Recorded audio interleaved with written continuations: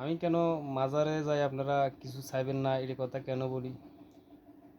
সম্পূর্ণ ভিডিওটা আপনারা কন্টিনিউ করতে থাকেন। অবশ্য ভিডিওটা যদি ভালো লাগে শেয়ার করে দিবেন বেশি বেশি করে। তো কারণটা হইলো দেখেন, পীর আউলিয়া এরম মানুষ, এরা আল্লাহর বন্দা মনে করেন, ওরা হক্কানি লোক ছিলেন এবং যারা হক্কানি পীর, ঠিক আছে। আর আমরা দেশে তো এখন মনে করেন বন্ড পীর অভাব নাই। রাতা মুরগি খাসি খাইতে খাইতে হ্যাট একটা মনে করেন আতির লেন করে দিয়েছে, হেগো নাম বেশি গা। তো এরা কিন্তু মনে করেন মারার পরে আপনি এর কাছে কি চাইবেন বলেন? আপনিও একজন মানুষ, আমিও মানুষ, এরাও মানুষ ছিল, কিন্তু এরা আমলের কারণে, এরার নীতি এবং সৎ থাকার কারণে এরা আল্লাহর বন্ধু হয়ে গেছে। আল্লাহ কোরআন শরীফে বলছে, যারা মাঠে ঘাটে কাজ করে, মাঠে খেতে কাজ করে এবং কাজও করে এবং এই পরিশ্রম চলাকালীনে এরা আল্লাহকে বলে নাই, আল্লাহ নামাজ রোজা কোনোটাই বাদ দেয় না এবং সৎ হতে চলে, ঠিক আছে। এরা আল্লাহর বন্ধু। এবার আপনি চিন্তা করেন, কোনো ফির আউলিয়া এবং কোনো আল্লাহর রাসূলের কথা, মানে কোন রাসূল সাল্লাল্লাহু আলাইহি ওয়াসাল্লাম নিয়ে বলে নাই, বলছে যারা মাঠে খেতে কাজ করে এবং আল্লাহর দিনের পথে আর থাকে, সৎ পথে থাকে, তারা আল্লাহর বন্ধু। তেমন তারাও তো আল্লাহর হক্কানি ফিরের লাইন, ঠিক আছে। এখন কেউ কেউ মানুষে বলে, আরে কিছু কিছু মানুষে বলে যে ফির আউলিয়া তো মরে নাই, ঠিক আছে। কুল্লে নাফসি জায়গাতুল মউত, সমস্ত প্রাণীকে মৃত্যুবরণ করতে হইব। আল্লাহ বলছেন, হে নবী, আপনি দেখেন আপনার আশেপাশে সবাইকেই মৃত্যুবরণ করতে হবে এবং আপনাকেও মৃত্যুবরণ করতে হইব। এবং তবে রাসূল নবীগো, সব নবীগো একটা পাওয়ার থাকে, এরা কবরের নিচে, এরা মনে করেন সবাই জীবিত থাকে এরা, কিন্তু কোনো অলিরা জীবিত থাকে না। এরা মনে করেন যারা হক্কানি লোক, আপনিও ব্যস্ত চাইলে আপনিও ঘুমিয়ে থাকবেন কেমন পর্যন্ত। এখন আপনার কাছে কি চাইবো, আপনি কি দিবেন? কথা বুঝছেন? তো এবং কেউ বলতে পারেন, আমরা তো ফিরের দরবারে যাই, নিয়ত করি, নিয়ত ফলে। অনেকে বলতে পারেন, আমি তো ওকে ফোলা চাইছি, মাইয়া চাইছি, আমার আল্লাহ দিছে, অমুক ফিরে কইছে ওকে খাসি দিমু, ওকে গরু দিমু, ওকে ছাগল দিমু।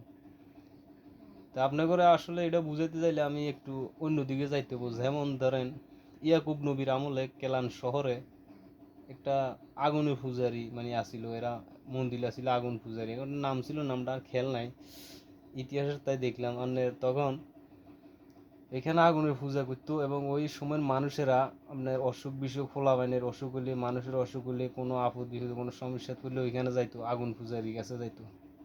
তো আগুন পূজারি কাছে যাইতো, যখন যখন মনে করেন আগুন পূজারি কাছে চাইতো, এরা ভালো হইতো, ফোলাইনও ভালো হইতো, ঠিক আছে। তখন ওই সময় কিন্তু ইয়াকুব নবী ইসলামের মানে আল্লাহর পথে আসার জন্য দাওয়াত দেয়। তখন মানুষে বলে, আমরা তো এখানে আসলে সব কিছু সাফা পাই, সব কিছু আমাদের ভালো হয়, তাহলে তুমি কোন আল্লাহর দাওয়াত দাও, ঠিক আছে নি? এখানে মানুষে নি কত কিছু লইয়ে, খাসি ভেড়া বহুত কিছু, এর সময় তো ভেড়া ছিল বেশি, ছাগল তো এই দুম্বা এই ছোটো ছোটো এটি মনে করেন এটি লই আইতো বেশিরভাগ। তো তখন ইয়াকুব নবী বলছে, শোনো, তোমরা যে মনে করো আল্লাহর বন্দা, অত তোমরা ভুল রাস্তায় আছো, আর আমি তোমাদের নবী।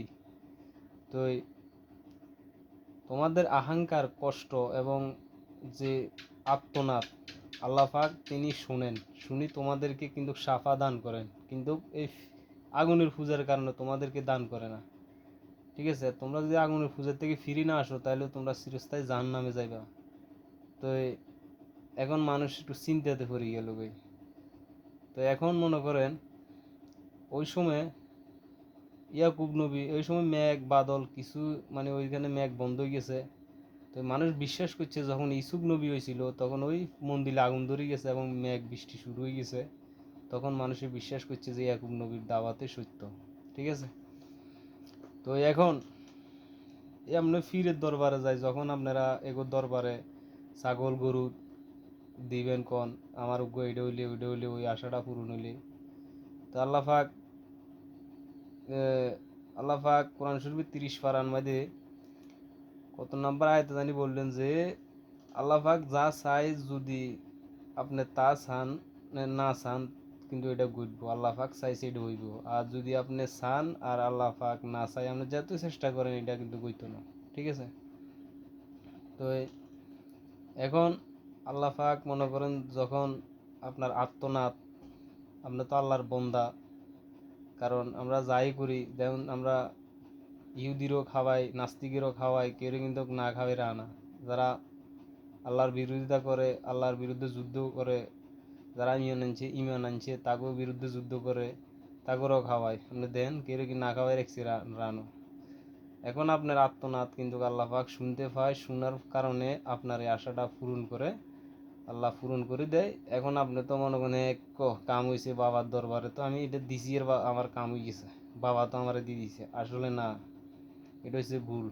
কারণ হক্কানি ফির ইনিও কিন্তু দুনিয়াতে জীবিত নাই, ইনি আপনাকে বেহেস্তের লাইন দেয়া দিতে। হক্কানি ফির যারা এই পথে যাও বাবা তুমি বেহেস্ত দেখবা, এই পথে যাইলে জাহান নামে যাইবা, এই লাইনগুলো এরা দেয়া দিব। কিন্তু এরা গোড়া গোড়া হাঁড়া খাই বুড়ি মোড়া করানো কথা বুঝছেন, আর গরুন মেলা বইয়ানো। এরা এরা শুধু আল্লাহর ধ্যানে আসিলেন, আল্লাহকে পাওয়ার ধ্যানে আসিলেন, খাইবের সময় এরা ঠিক মতো খাওয়া না, মানে খাইতেও চায় না, কারণ এরা আল্লাহর পথে আসিলেন। কারণ যেটুকু খাইলে আমল করতে পারবো ঠিক এতটুকু খাইতেন, তো বুড়ি মোড়াইব কতুন। তো এলা আমি বলি ফির এখন নাই, ফির যারা আসিল আল্লাহর তরফের তা হকানি ফির এরা চলে গেছেন, এখন যা আছে বন্ড ফির। কথা বুঝিনি? তো এখন যখন আপনি আপনার আত্মনাথ শুনি, আল্লাহ পাক আপনার আশাটা পূরণ করে, তখন আপনি মনে করেন না বাবার দরবারে কাম হয়েছে, পীরের দরবারে কাম হয়েছে। কথা বুঝিনি? তো আর আপনাদের কি বুঝাইতাম, কি না বললেন কোন? আল্লাহ পাক আমরা নামাজ পড়তে যাই, ইয়া কানা বুধু ইয়া কানাস্তাইন, এই সূরাটা আলহামদু সূরাটা আমরা পড়ি, পড়ার সময় দুইটা আয়াত পড়ি, ইয়া কানা বুধু ইয়া কানাস্তাইন। আমরা আপনার ইবাদত করি এবং আপনার কাছে চাই। এখানে বলে নাই ফিরের আবাদত করো, ফিরের কাছে চাও, নবীর আবাদত করো, নবীর কাছে চাও। ঠিক আছে? নবী রাসূলরাও আল্লাহর কাছে চাইতেন, তো চাইবেন কার কাছে? আল্লাহর কাছে। আরেকটা লজিক দিই, দেখেন অনেক নবী ভুলের কারণে সাজা পাইছে।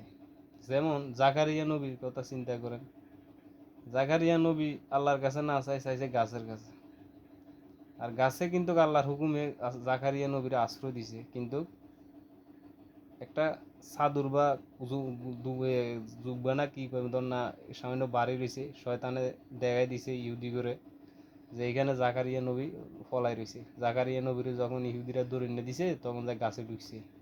তো গাছটা তো আল্লাহর হুকুমে ফাঁক হয়েছে, তিনি ঢুকছেন।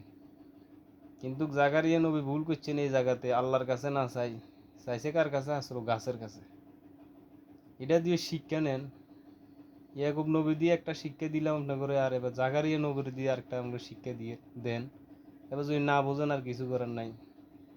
জাকারিয়া নবী যখন আমি ইহুদিরা করার দিকে আসছি, শিরে করছে, জাকারিয়া নবীর মাথা চুল পরিমাণ বরাবর করারটা যখন আসছে, জাকারিয়া নবী উফ কইতে লাগছে, তখন জিব্রাইল এলো।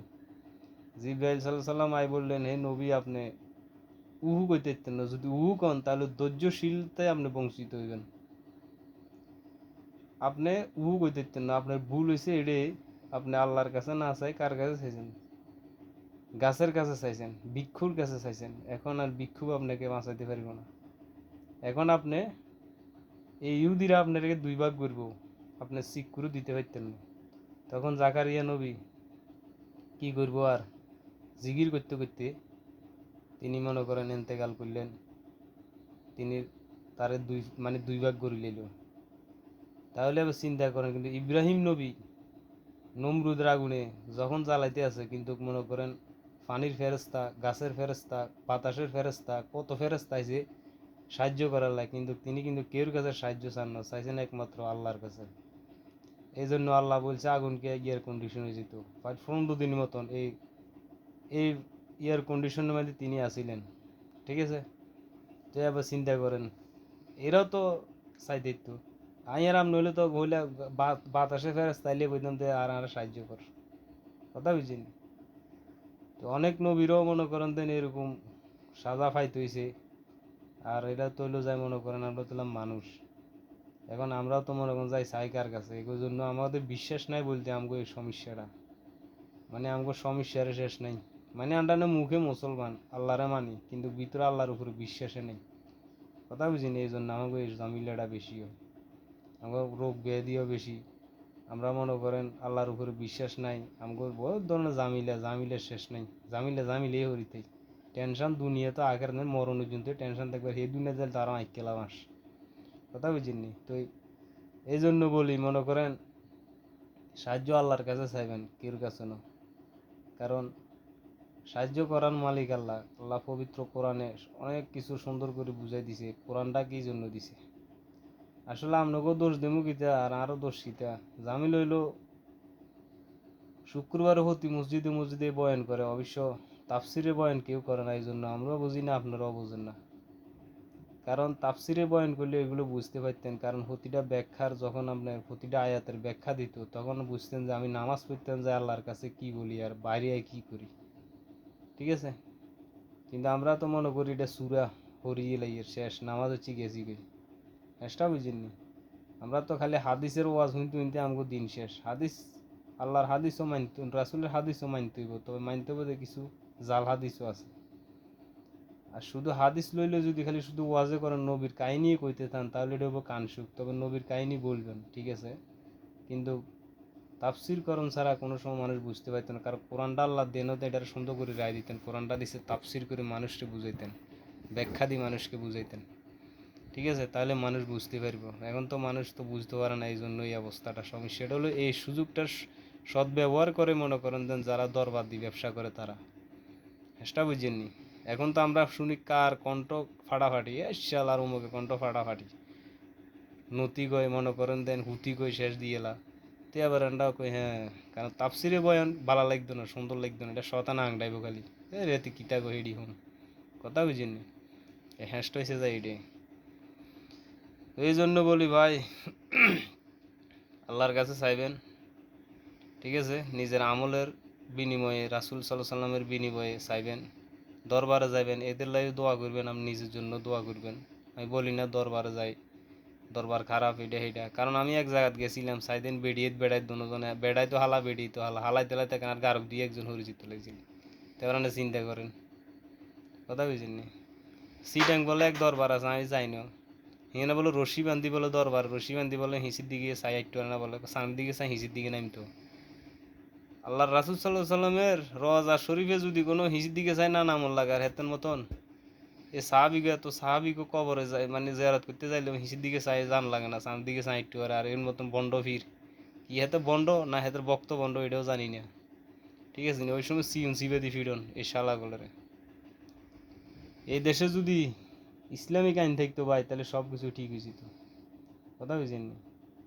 বন্ড ফিরের মনে করেন দেন উতাল তার বেশি গেছে। একটা আছে মাইজবন্ডারি, এক শালা বার হয়েছে, এতে কিতা ক কিতা না মানে করেন দে হেতে বলে কি ফির হয়েছে, অনেকটা আছে। আবার সাইন মেন মেন দরবার যে মেন ফির আউলিয়া ছিল, আমি এরে কই না যে এমন একটা বার হয়েছে, মাঝে মাঝে ইউটিউবে দেওয়া যায় এতে কি মাইজবন্ডার না কি এর মাইজবন্ডারের মনে টুবি দেওয়া যায়, হেতে কিতা কয় হেতে নিজেও জানে না, কি বাইরে লোবের লাইক না কি লাইক, হেতে হেতে কইতে পারে। কথা বুঝিনি? তো এডিরে নি নি মানে সাজা দেওয়ার দরকার। এডিরে এসব বন্ডডেরি নি সাজা দেওয়ার দরকার। আর কতটি শ্রোতা আছে এডিও মানে বক্ত হ্যাঁ হ্যাঁ এডে ঠিক এডে ঠিক। কথা বুঝিনি? তো এই জন্যই আমাদেরকে মানে সঠিক বুঝার দান করুক আল্লাহ পাক। আর আমাদেরকে মনে করেন পাঁচ ওয়াক্ত নামাজি বানাক। তো আর কি বলবো ভাই, অনেক কথা বলছি, ভুল টুল হলে ক্ষমা করে দিয়েন। আর আমি কথাগুলো যে বলছি অবশ্য মনোযোগ দিয়ে শুনবেন, তাহলে অবশ্য বুঝতে পারবেন আমি কি বলছি।